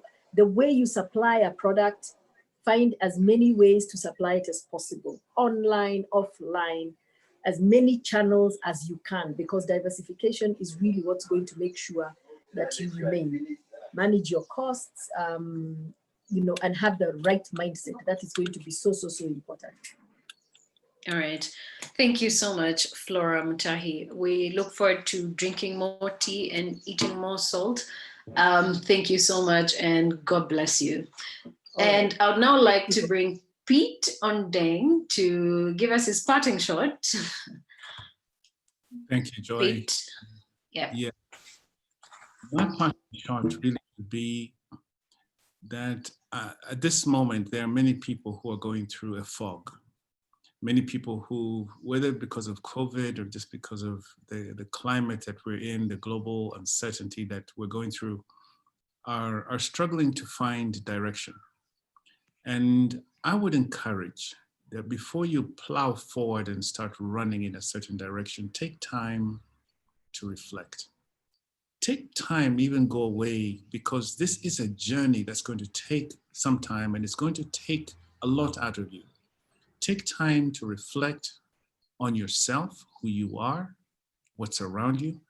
But I want to particularly, and this will be my last word, ask God to open your eyes that you might see. Because you cannot pursue what you cannot see. And I think that is the problem, that too many of us are chasing something that we haven't seen. And so we end up going around in circles. And I wish you great success in pursuing whatever it is that God will put before you.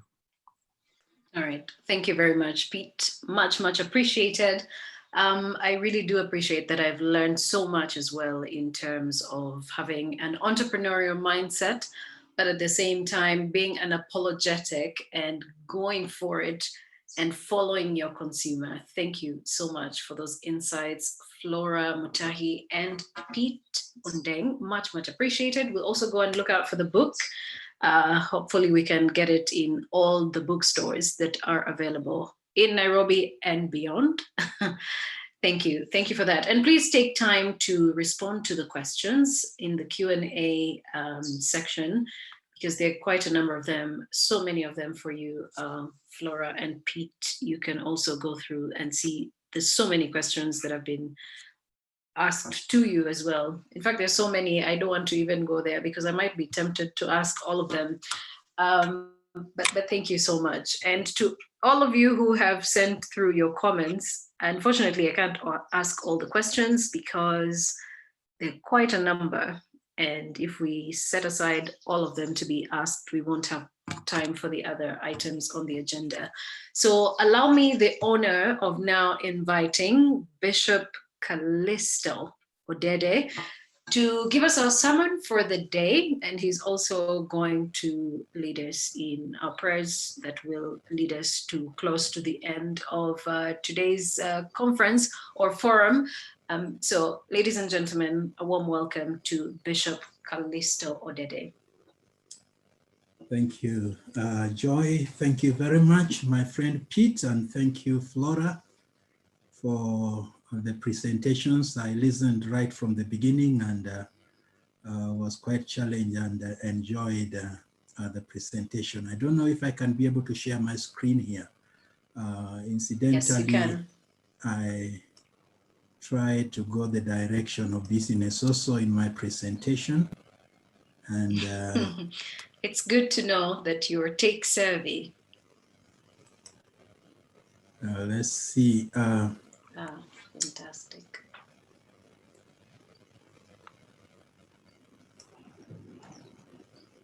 This is what I was asked just to share something, positioning for business takeoff. And I'm aware I may not have all the time that I would have needed. So if you see me rushing through or skipping some of the slides, allow me to do so because quite a number of things that are put down here also have come out of the discussions of Pete and Flora. As a matter of fact, at some point I thought, that's interesting. They are mentioning a few things that I'd also put down where I was requested to share. We have a story coming to us from the book of John chapter 6, verse 1 to 14. A rather familiar story that is somewhere by the Sea of Galilee. A crowd is following the Lord Jesus Christ because they have seen the miraculous signs that he's been performing. But they have been with him for quite a long while, and it's getting a little late, and there is no place to go and buy food, no food. And verse 5 says of John chapter 6, when Jesus looked up and saw a great crowd coming towards him, he said to Philip, "Where shall we buy bread for these people to eat?"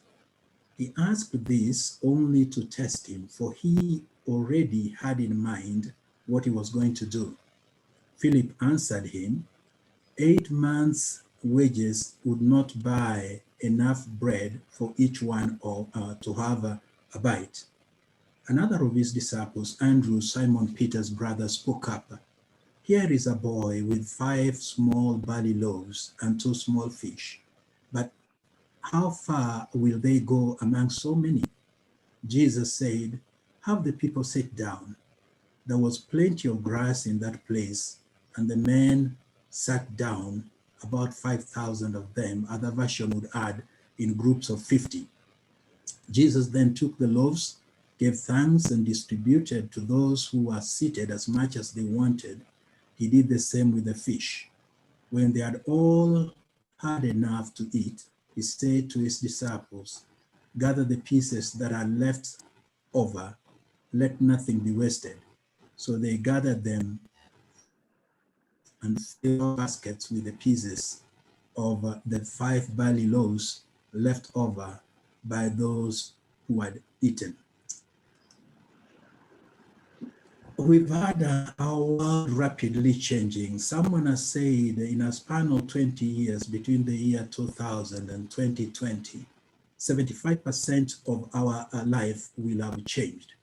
And it will have changed to the extent that the way we work is changing, the way we live is changing, the way we learn is changing, the way we do business is changing, and even the way we do church may have to change as well from what has been happening around us.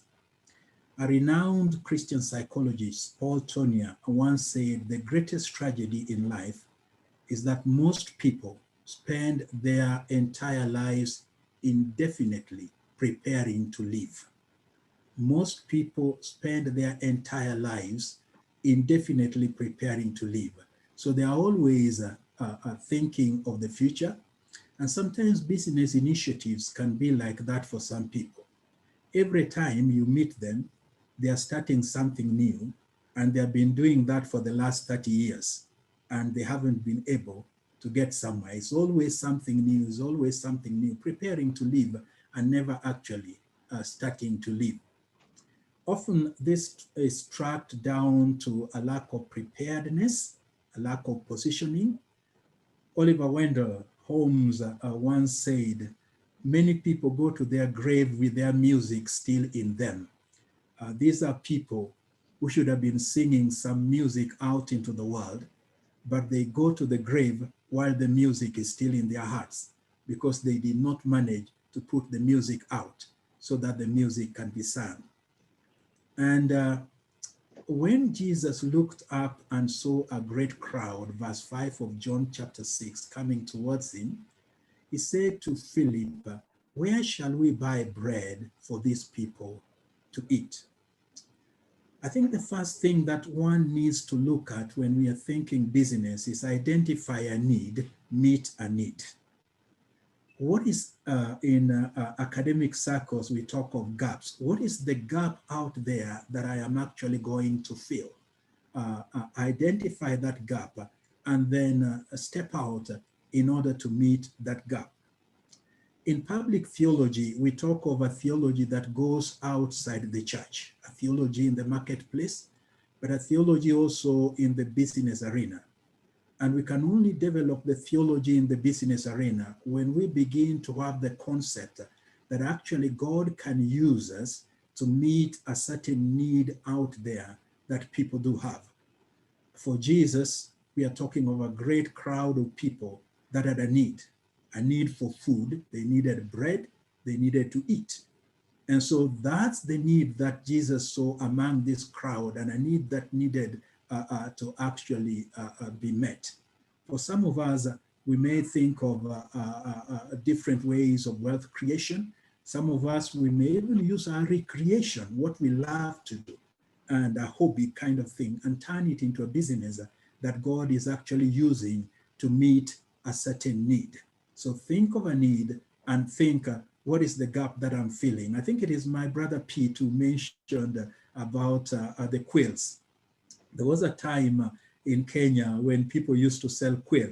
And one of the most humorous and amazing narrative I had was this individual who was keeping several quills, and then the market got flooded and there was nowhere to sell his quill. So he went to his neighbors and told them, can I give you some quill to eat? And the neighbors did not want to eat quills. They had enough. And he tried everywhere, he couldn't sell them. So he didn't know what to do with the quills. He still had to be feeding them. So one day he just opened the gates of the cages where the quills were, released them out into the range, into the free. But because they had been used to being domesticated, they went and ate the neighbors' farms, and then they came back in the evening, arrived again. They did not go as he had intended them to go. He had to deal with a very angry neighbor whose farm had been eaten by quails. Now, getting into something simply because others are getting into it, rather than seeing, is there a need out there that actually I can be able to meet? So think of a need, step out to meet that needs. The needs are what customers want, and think of who are my primary customers. Jesus saw the masses who are reaching out to him, and who are the others on the peripheries, and who are the stakeholders, people who must become part and parcel of this thing that I am doing. Identify the values that the customers are actually seeking from you. I think again, it is Pete who mentioned that people are looking for certain values. Identify those values. We sell values. We sell key values that we bring to people.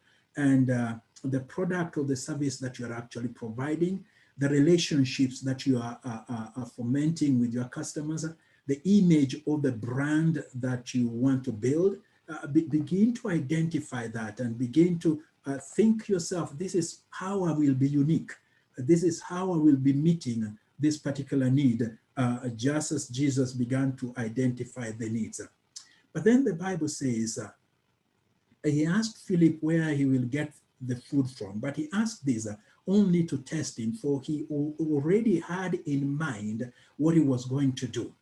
Having in mind is a mental picture, and vision has been defined as a mental picture of what you want to do, and a mental picture of where you want to go.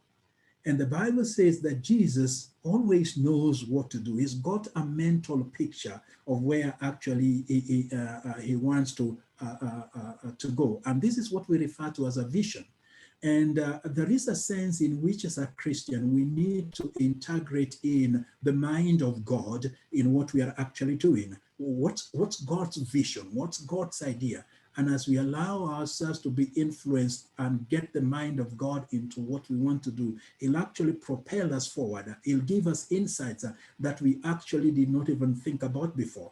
And these makes up our business values, issues to deal with integrity, issues to deal with honesty, issues to deal with fairness and justice, and not making shortcuts, as already has been said. Now, these are part and parcel of what God would want to do in us and through us as we allow His mind to seep into our mind so that we'll be able to capture the vision that He actually has for us.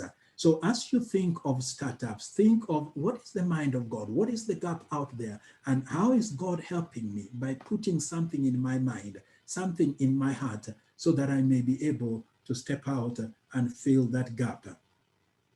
Write a short mission statement of what you feel as you think through you are going to do. We exist, or I exist, to provide or to serve. And just let it be something that you've jotted down that will capture in your mind and in your heart the direction that you feel you are actually being led to.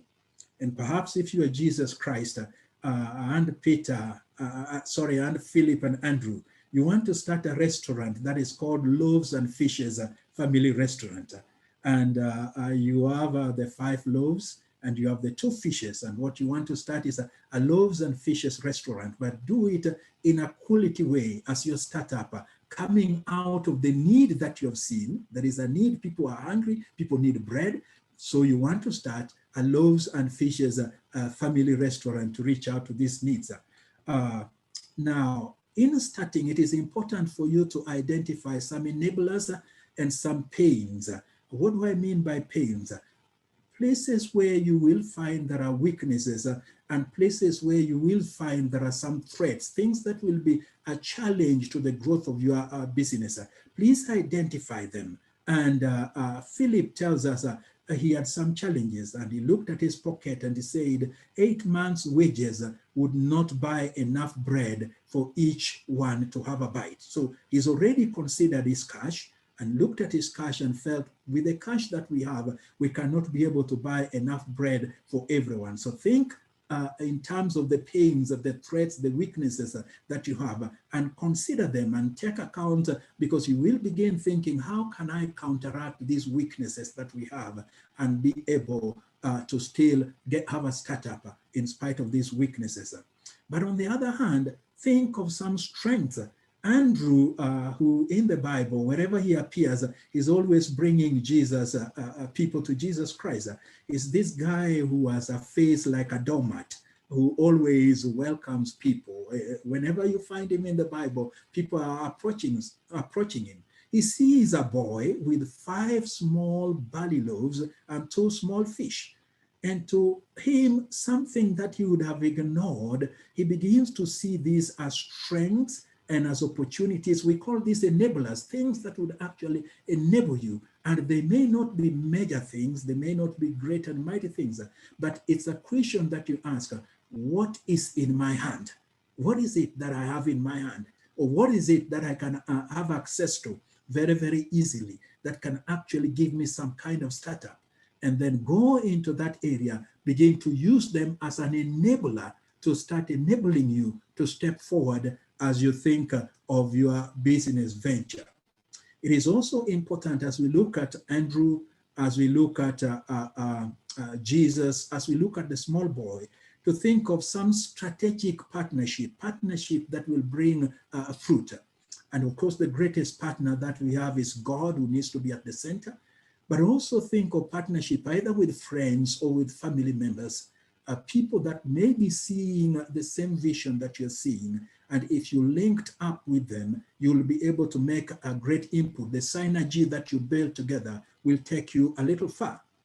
But I also mentioned, think of partnership with mentors, people who have succeeded and who can actually make part and parcel of people who are coaching you up and leading you forward and helping you make progress. And then think of partnership with investors. These are people who actually will be able to make some input into what you're doing, people who can buy your ideas, people whom you can sell your vision to, and they will be able to capture those same vision and say, we'll make some input in this work that you're doing. And then set some goals. The Bible says in verse 10, Jesus said, have the people sit down. And there was plenty of grass in that place, and the men sat down, about 5,000 of them. Other version says, have them sit down in groups of 50. Set up some plans and some goals. Some of these plans may be short-term plans, some things you want to do in the next 3 months or 6 months. Others may be medium-term plans, going on from 1 year to 2 years. Others may be a long-term plan, things that you are looking ahead in 5 years, in 10 years, in 15 years. So set some plans that are smart, very specific, measurable, achievable, realistic, and timely. Plans that will be able to help you as you move forward and as you think of the way that the Lord is leading you. Use the doctor principle, a master plan doctor principle in developing your thoughts.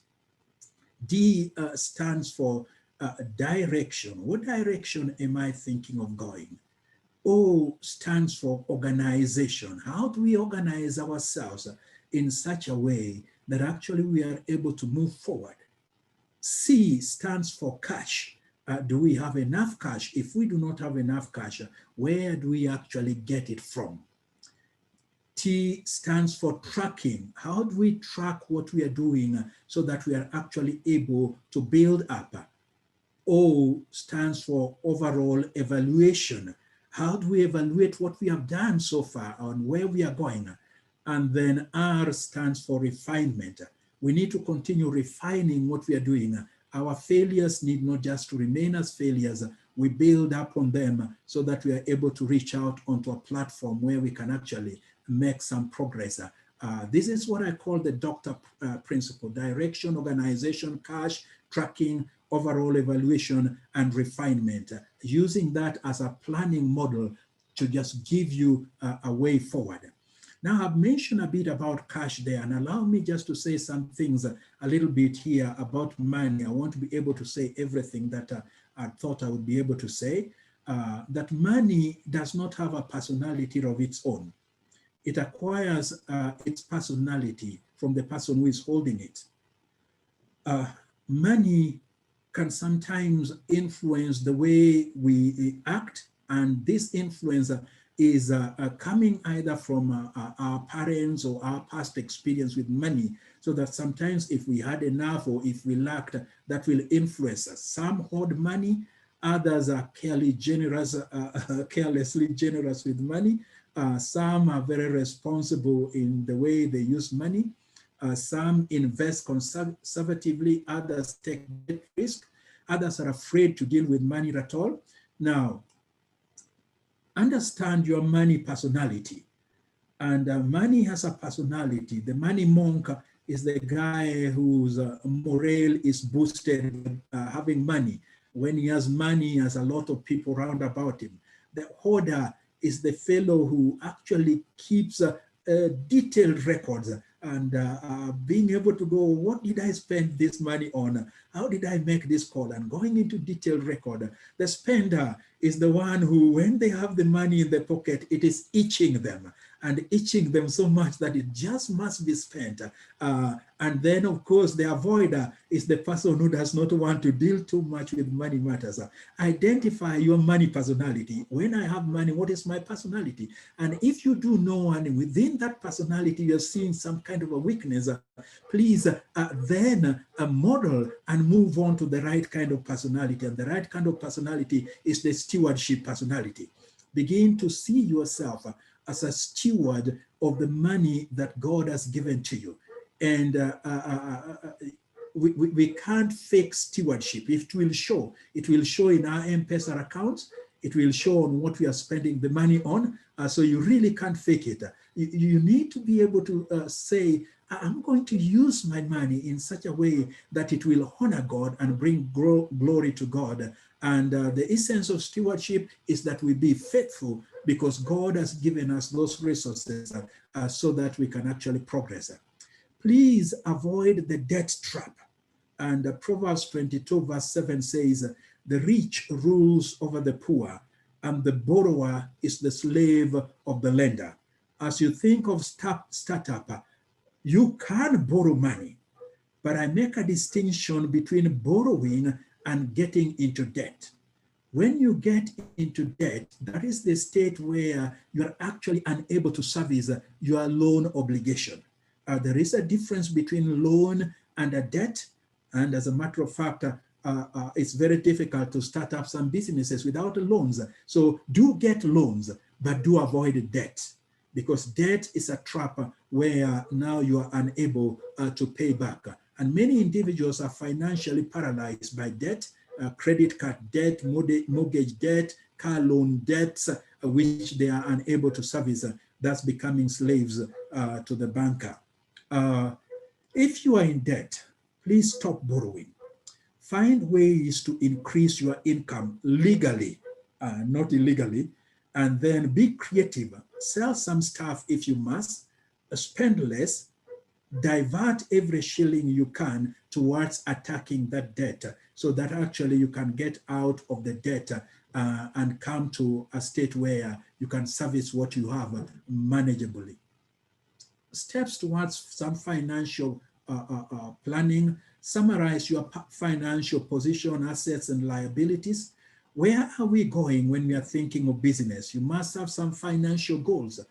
Pray about your financial goals so that God can actually direct your steps. Save in order to reach that goal.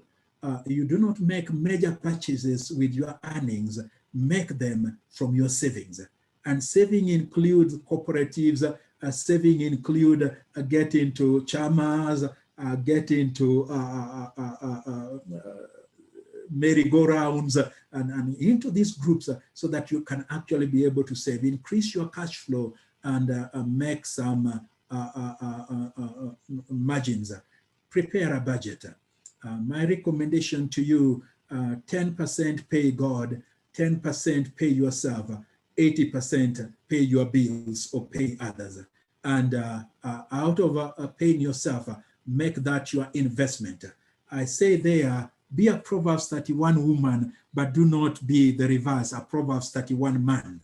A Proverbs 31 woman is this woman who is out there and she's vigorously making investment. Her children, her husband are joyous. But a certain lady came to me once and told me that her husband was a Proverbs 31 husband. I had never heard of the phrase before, so I asked, what's a Proverbs 31 husband? And then she told me the Proverbs 31 husband is just seated at the gate.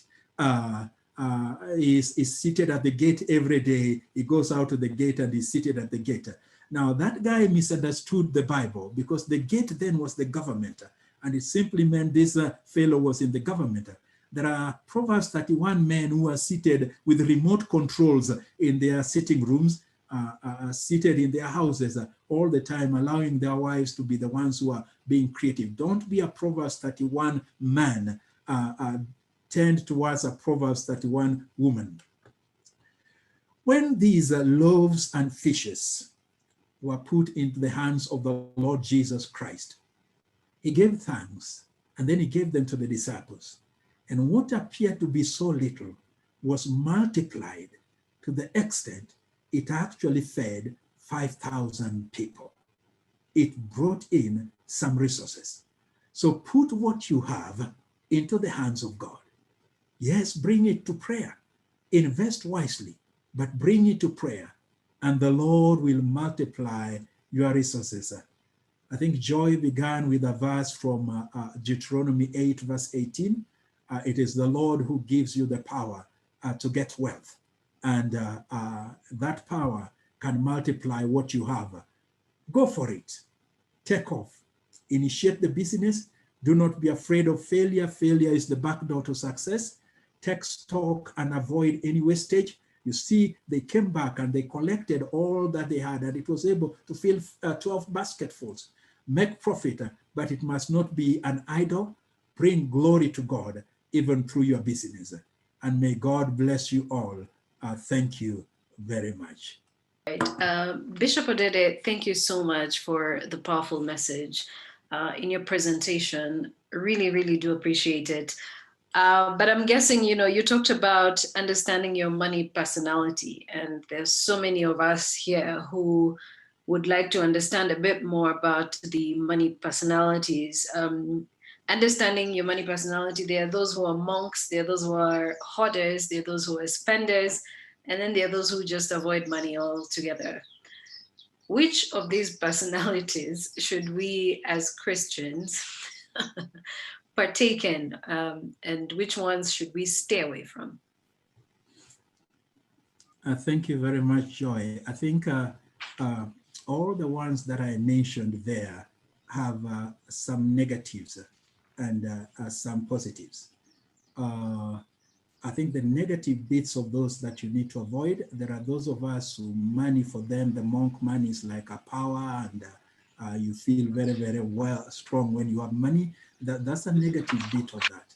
And the hoarder becomes not thrifty in terms of a saver, but a stingy. You need to beware so that you don't have a stingy element, although you are trying to preserve your money. And the spender, the positive side is they're very generous people. The negative side is that because money is itching them, they tend to buy even things that they don't need, invest in all kinds of things that they don't need. The avoider, I sometimes fall in that category of the avoider because my wife is a very good money manager. So just handle it, just handle it. The avoider sometimes avoids responsibility, does not take responsibility where they need to take responsibility. So I think the conclusion of the matter is let's move towards God's direction, and God's direction is a steward. The best that we can do is being a steward of the resources that we have. Okay, great. Second and final question to you is, there are so many of us who run businesses, fully established businesses, but have had to downsize these businesses as a result of the COVID-19 pandemic and the economic hardships that have come with it.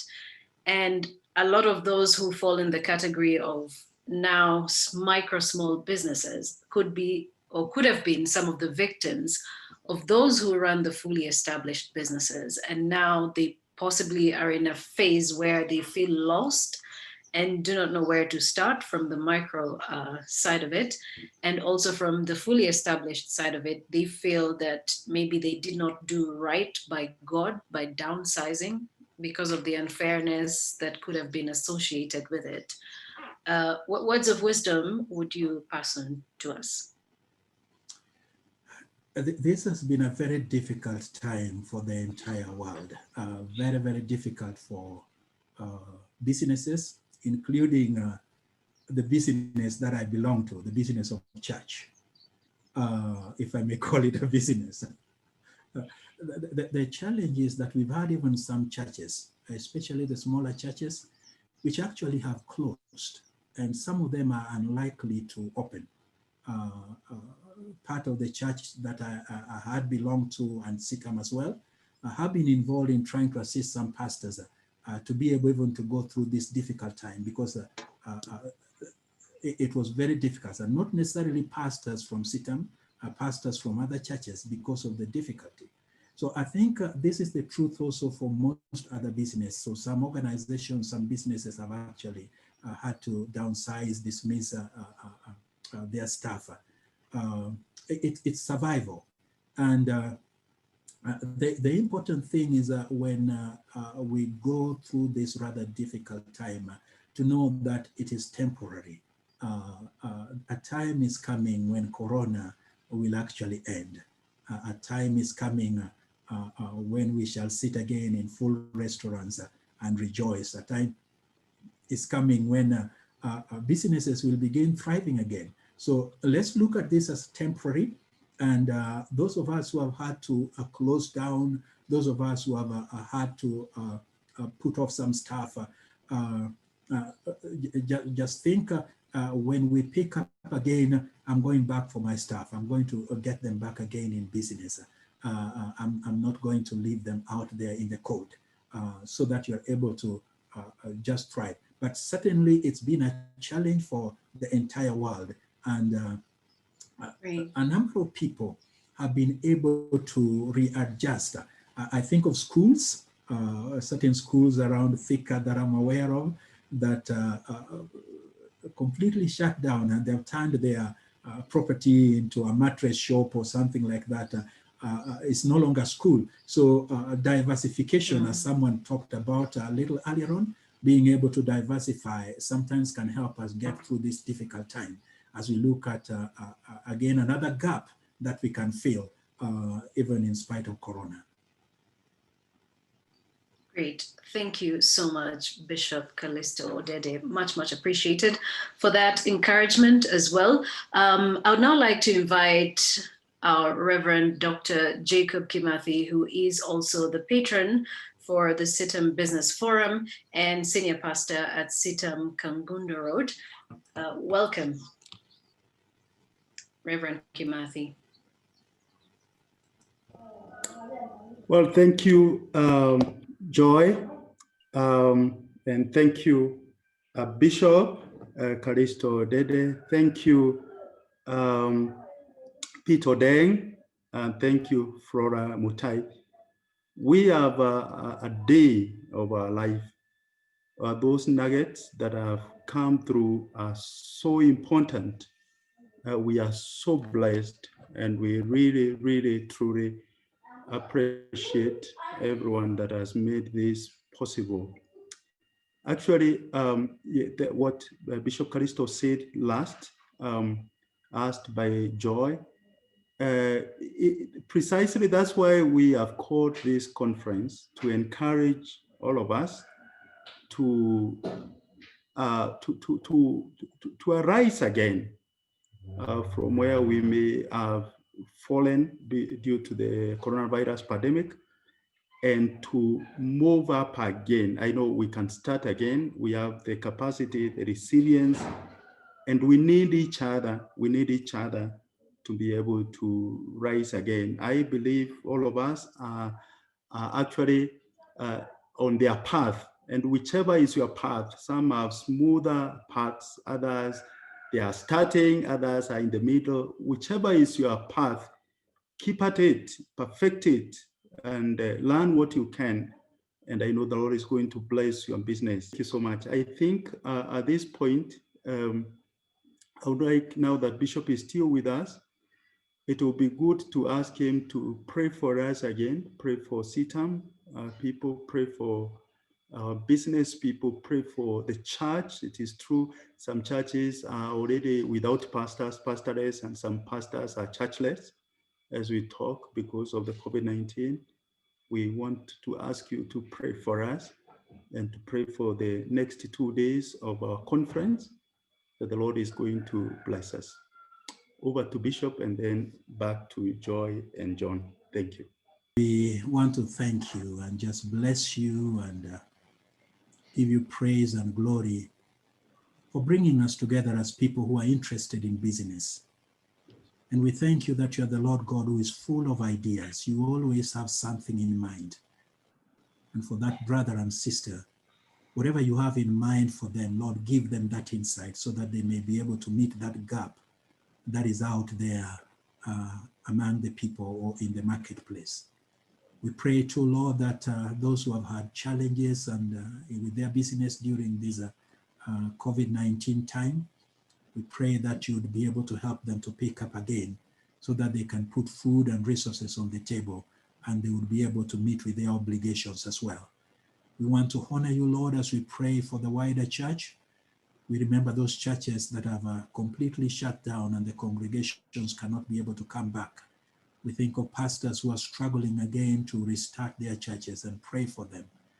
We pray, Lord, that you'll meet with your people's needs. We pray that a time will come again when we can be able to meet together as you give us the ability to handle this corona situation. Lord, may it be in the past, and we pray that you'd hasten the period so that it will not be delayed. So be with all of us, be a blessing to all of us. We pray for this conference as it goes on tomorrow and Saturday. Continue to bring your people and be a blessing to each and every one of them as you speak to people's hearts. Be honored and be glorified. We thank you, we bless you. In Jesus' name we pray. Amen. Thank you all very much, and God bless you. Allow me to run off for another meeting. God bless you too, Bishop, and to everyone. Thank you to all the panelists, all the speakers, and to all of you, the participants, for those great words and wisdom that you've shared as well right here. Bless you.